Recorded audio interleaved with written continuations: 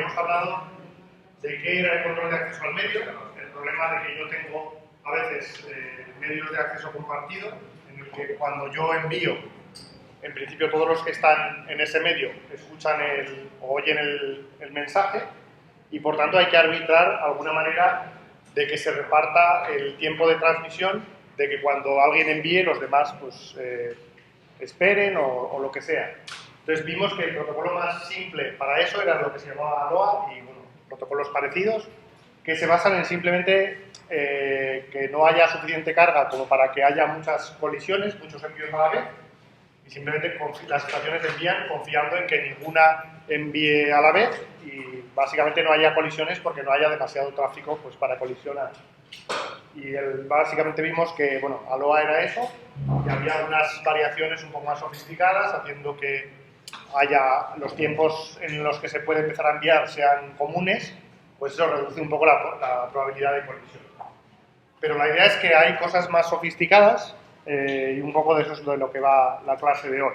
En general, los protocolos de acceso al medio más sofisticados que ALOA suelen ser de tipo CSMA. Y hoy veremos pues, varios subtipos de eso. Entonces, la idea, para mejorar ALOA, parece un poco obvio que hay cosas que podemos hacer fácilmente para mejorar y para que no haya tantas colisiones. Y sobre todo, estas cosas pueden hacerse, como decíamos al final de la clase anterior, cuando el tiempo de propagación es pequeño comparado con el tiempo de transmisión. Ahora veremos un poco por qué es así.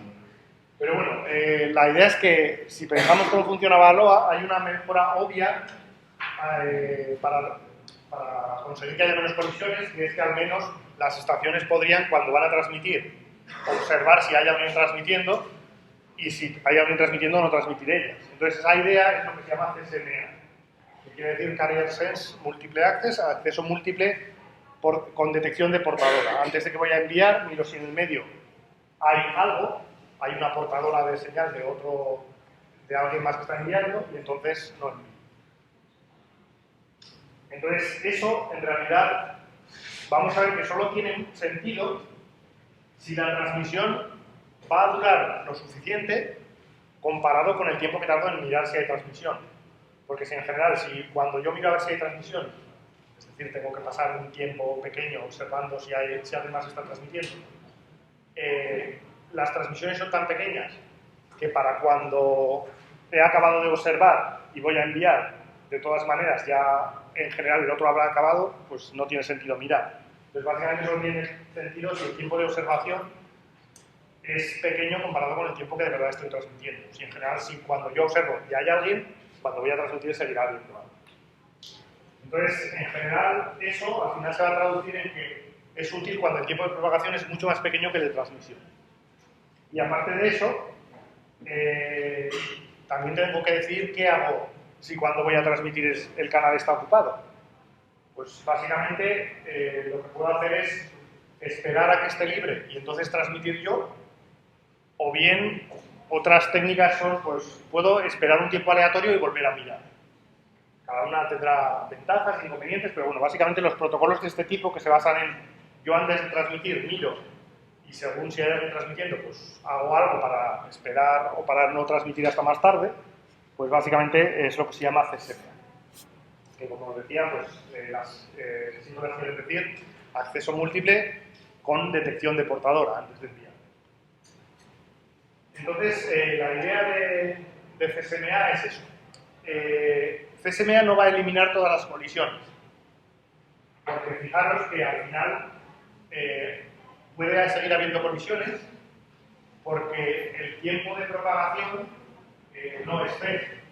Entonces, en general, si tenemos como el otro día, que yo tengo aquí las estaciones que van a transmitir, están pintadas en el espacio en este eje, y el tiempo lo dibujo hacia abajo, cuando una estación empieza a transmitir, pues, por ejemplo, en este instante, el ordenador empieza a transmitir, su transmisión durará un tiempo y aparte tardará un tiempo en llegar el primer bit, el que los ordenadores que estén cerca vean que están transmitiendo. Entonces, el dibujo este amarillo sería como cuánto ocupa el canal, el paquete, en la posición que estoy yo, lo ocupará de aquí a aquí, pero conforme voy alejando, tardará en llegar y ocupará el paquete al mismo tiempo, pero más fácil. Entonces, lo que puede pasar es que este ordenador que esté aquí quiere transmitir en este punto del tiempo y cuando observa si hay alguien transmitiendo, le va a salir que no, porque no hay. Desde su punto de vista, todavía no ha llegado, aunque este haya empezado antes, porque el tiempo en que empezó es anterior, todavía no se ha propagado el paquete hasta aquí y a él le parece que no ha empezado a transmitir.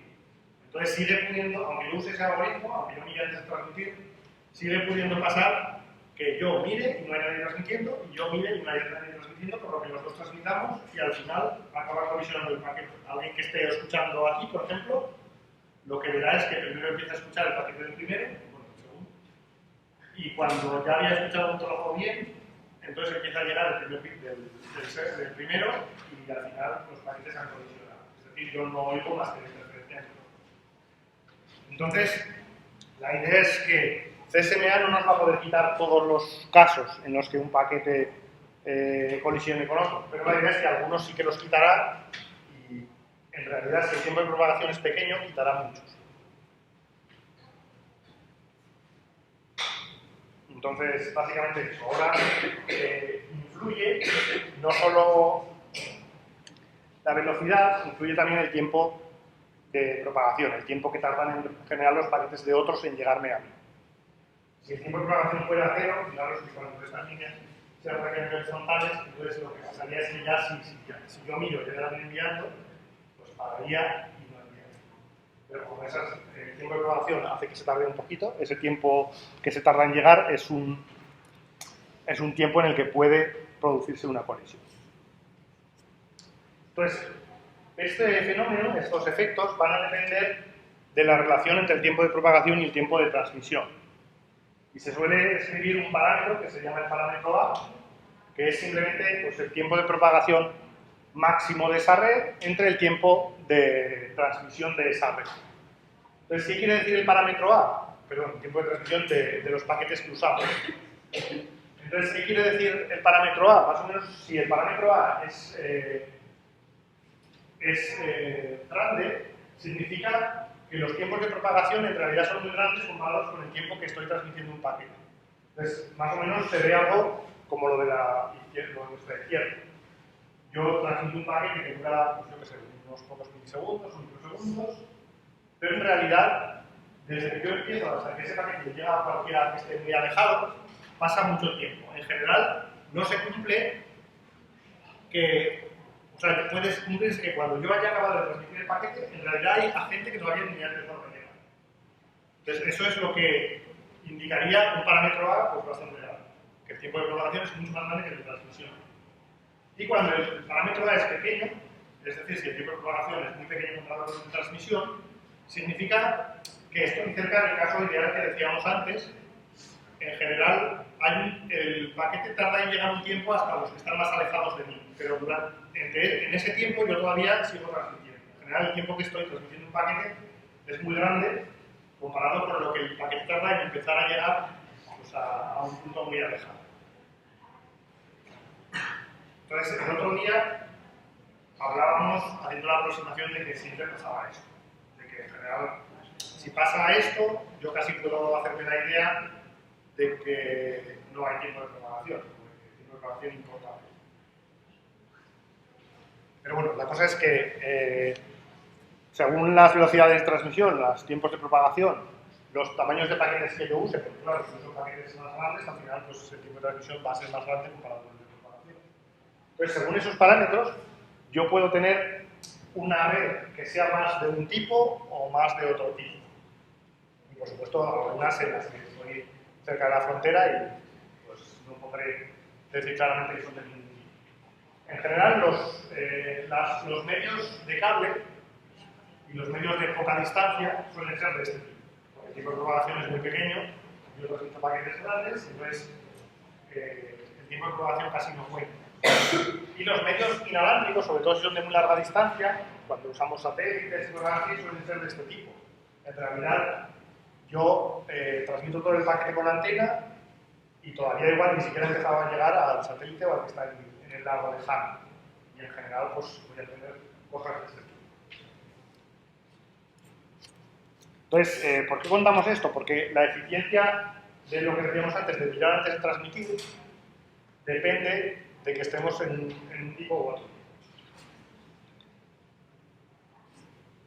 Bueno, de hecho, fijaros que si estamos en una red con A muy grande, puede incluso que pasen cosas como que hay colisiones que algunos las ven y otros no las ven.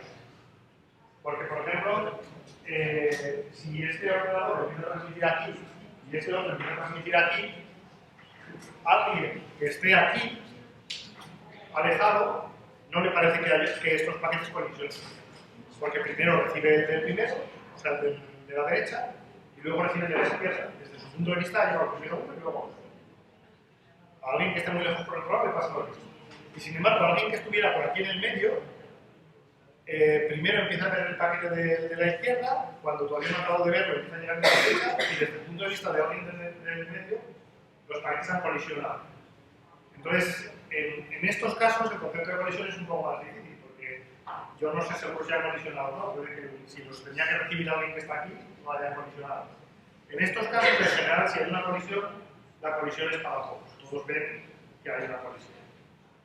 Entonces, por eso es más fácil el caso de la derecha. Entonces, eso nos vale para pensar un poco en cuáles serán las prestaciones y cómo funcionará este caso. En este tema no vamos a meternos ya a calcular tanta fórmula de probabilidad como en el anterior. El anterior más o menos es fácil matemáticamente y se puede sacar la fórmula pues, con una serie de modelos más o menos fácil. Estos son un poco más difíciles, pero sí que podemos hacer un poco razonamiento para ver por dónde tiene que ir la eficiencia. Entonces, la idea, si intentamos pensar en esta red como en la de la semana pasada, como en ALOA, si os acordáis, en ALOA lo que teníamos es que si yo transmito un paquete y una estación empieza a transmitir el paquete más o menos a la vez que yo, lo que ocurrirá es que hay una colisión y se perderán los dos. En este caso, lo que pasaría es que si el ordenador A intenta transmitir un paquete, ese paquete va a estar transmitiéndolo pues, durante este tiempo. Y tardará un tiempo en propagarse pues, a los sitios un poco más lejanos. Pero si os fijáis, ahora también sigue habiendo un tiempo vulnerable en la que si otro ordenador empieza a transmitir, se va a producir una colisión. Y el tiempo vulnerable, si os fijáis, es, por ejemplo, en este ordenador que está a una distancia del primero, el tiempo vulnerable en realidad sería que empiece justo antes de que haya empezado el otro, y ese justo antes es tanto, ahora veremos, como proporcional al parámetro A y a la distancia que los separa. Entonces, si él empieza un poquito antes a transmitir, entonces no habría visto el paquete del primero y transmitiría. De hecho, puede haber empezado incluso antes de que el otro empiece a transmitir y también habría colisión. El límite es que si yo he empezado a transmitir lo suficiente antes como para que el paquete de B llegue a A, entonces ya tampoco habría colisión, porque A me habría visto a mí y para mí. Entonces, un poco lo que el otro día hablábamos, que si yo voy a transmitir un paquete del tamaño n en el tiempo, de n unidades temporales, y en la LOA el tiempo vulnerable en que aparezca otro paquete y haya colisión, básicamente era este n y todo un m anterior, que también podría haber empezado a transmitir y se chocarían, ahora se va a reducir a que el tiempo vulnerable es cerca de cuando empieza el paquete, un poco antes y un poco después, pero no tanto como n, sino un poco menos. Y cuanto antes, en realidad, si os fijáis, ese cuanto antes es en realidad proporcional a A por n. Porque, básicamente, este tiempo de transmisión entre el tiempo de propagación es A. Entonces, básicamente, como esto está pendiente, es fácil de ver que al final yo tengo ese tiempo pues para... No me acuerdo ahora cómo era, pero se ve mucho.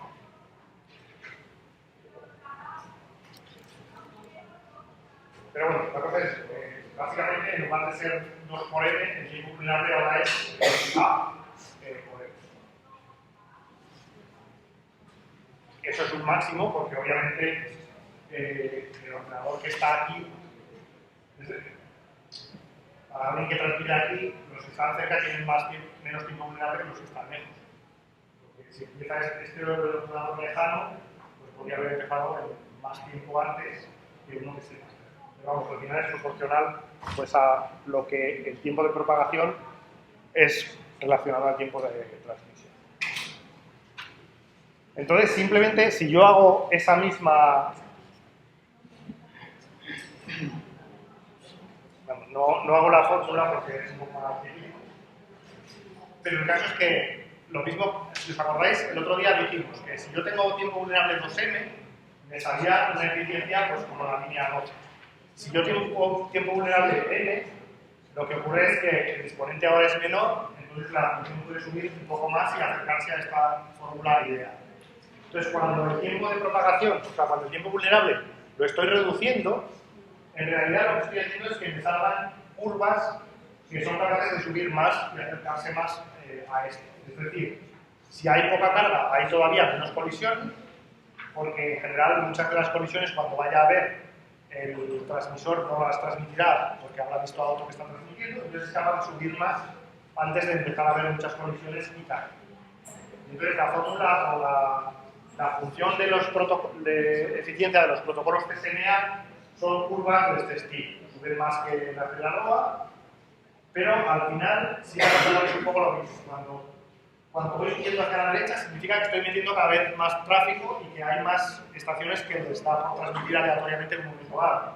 Entonces hay más posibilidades de que les toque transmitir cuando hay dentro del tiempo vulnerable de otro y al final acaba bajando la eficiencia y al final llega un punto en que si hay mucho tráfico prácticamente es seguro que alguien transmitirá cuando haya tiempo vulnerable y de todas maneras cuando se conectan todo el mundo esté transmitiendo todo el rato, pues al final habrá colisiones todo el rato.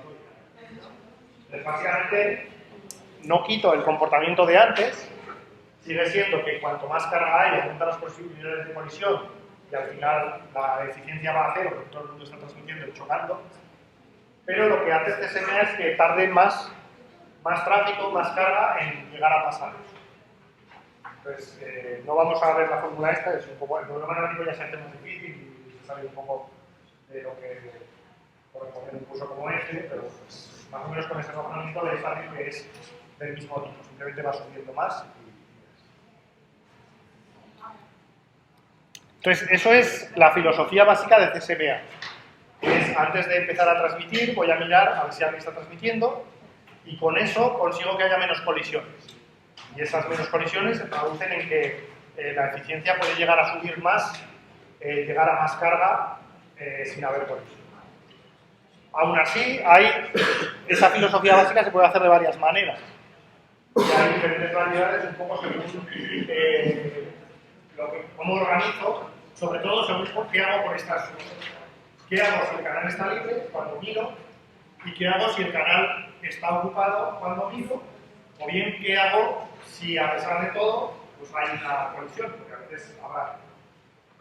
Entonces, según esas variedades, hay diferentes tipos de algoritmos de TSMA que se suelen llamar con estos nombres: persistente, no persistente o persistente. No vamos a contar mucho, no pongo mucha explicación, pero básicamente la filosofía es ¿qué significa el TSMA persistente? Básicamente el persistente es el que el algoritmo es yo miro a ver si hay alguien transmitiendo y si no hay nadie transmitiendo, transmito. Eso más o menos es lo que esperamos. Y si hay alguien transmitiendo, lo que hago es me quedo mirando hasta que pare. Y en cuanto pare, transmito. Ese algoritmo parece un poco lo primero que se nos ocurriría, es bueno si hay pocas colisiones, pero tiene un problema que es, si hay bastante carga, lo que pasará en general es que cuando uno haya conseguido transmitir, durante ese paquete habrá varios que intenten transmitir y se quedarán esperando a que acabe, y nada más acabar, transmitirán todos los que están esperando y habrá una colisión prácticamente segura.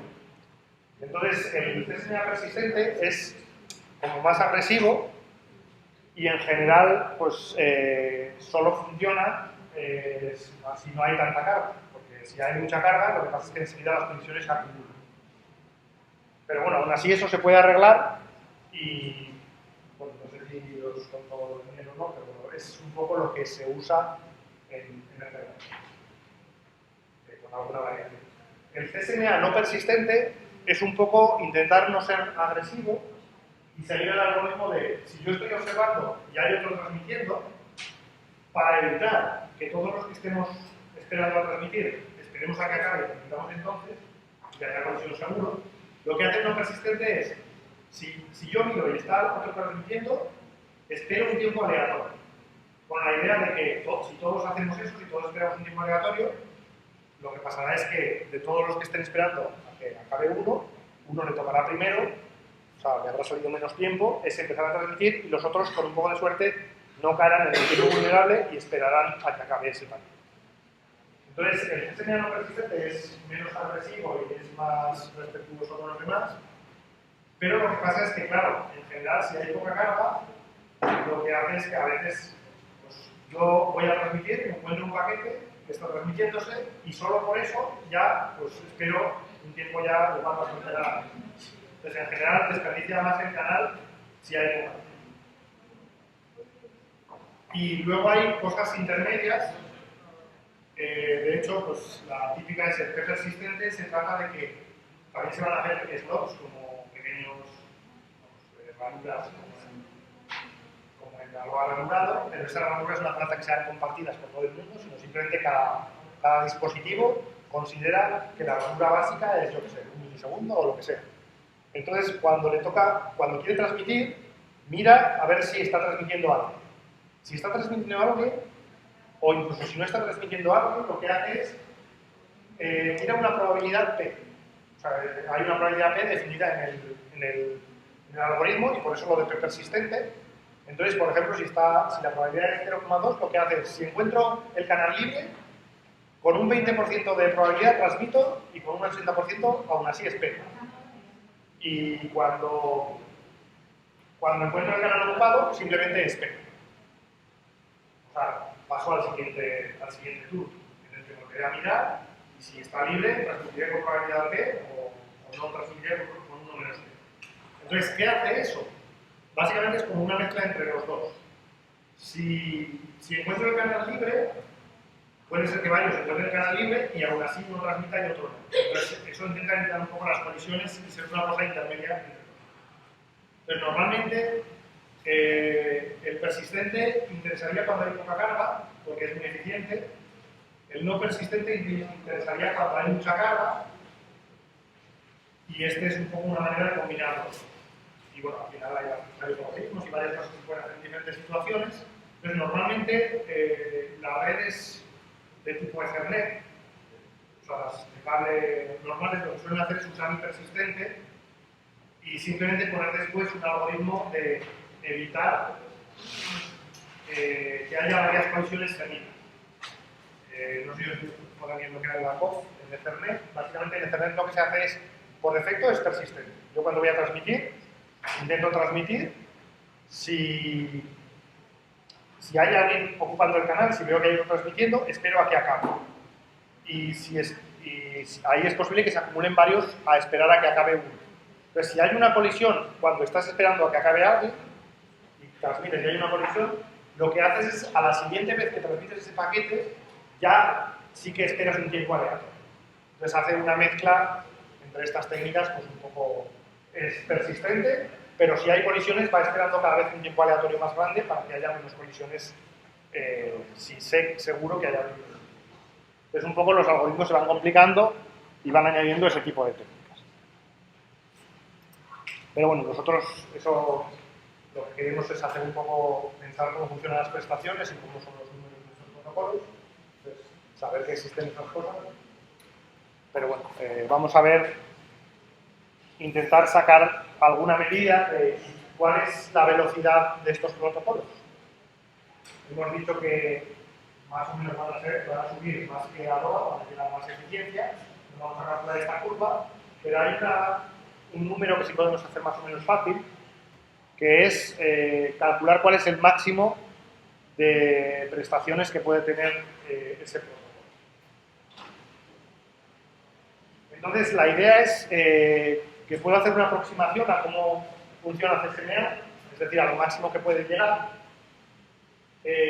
pensando que en el caso ideal, lo que yo tengo en CSMA es que tengo estaciones que transmiten, y una vez que la estación transmite, el canal está ocupado durante n unidades de tiempo. Es decir, si consigo transmitir un paquete correctamente, tengo n unidades de tiempo ocupado del canal. Pues en el caso ideal, CSMA lo que conseguiría es